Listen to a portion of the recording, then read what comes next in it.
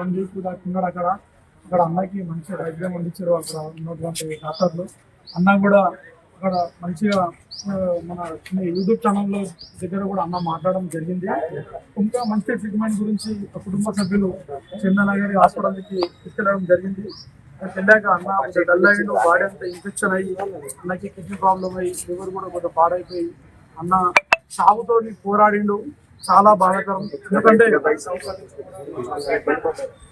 Dialysis మీద ఉన్నాడు presently, ఇంతకు ముందు కూడా.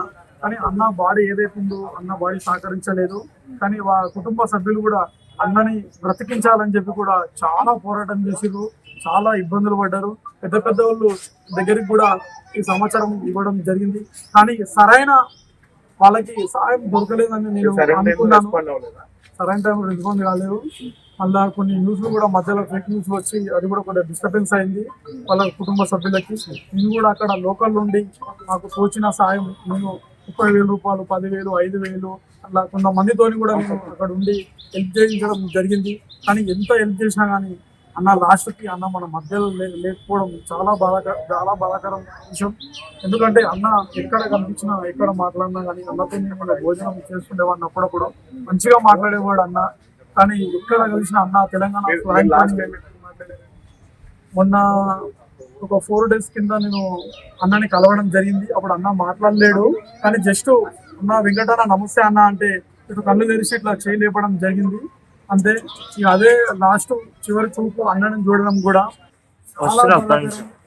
తెలంగాణలో ఈ తెలుగు 2 రాష్ట్రాలలో సినిమా ఇండస్ట్రీ కూడా ఒక మంచి యాక్టర్ని మిస్ అయిందని చెప్పి కూడా నేను భావిస్తున్నాను. ఎందుకంటే అన్న విలన్ క్యారెక్టర్ కానీ కామెడీ కానీ ఏదైనా సరే అన్న ఆయన టాలెంట్ ఉపయోగించి ఎన్నో ఇప్పటికీ 200 సినిమాల పైగా అన్న చేసి అన్న మంచి గుర్తింపు తెచ్చుకున్నాడు.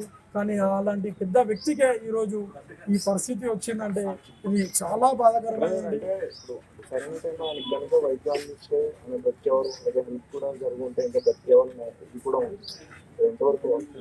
కానీ సరైన సమయానికి ఆ కుటుంబానికి ఎవరైనా పెద్దలు అండగా ఉంటే ఆ కుటుంబం కొద్దిగా బలంగా ధైర్యంగా ఉంటుండేనేమో. కానీ అన్నకి టోటల్ గా బాడీ ప్రజెంట్లీ సహకరించలేదు. ఆల్రెడీ కుటుంబ సభ్యులు వేరే దగ్గర నుండి కూడా సాయం రాకపోతే కుటుంబ సభ్యులే కిడ్నీ మార్పిడి గురించి కూడా వాళ్ళు కూడా చేపిద్దామని చెప్పి కూడా వాళ్ళు చాలా కష్టపడ్డారు.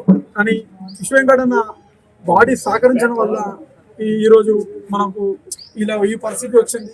కానీ చాలా బాధాకరమైన అంశం. ఇప్పుడు బయట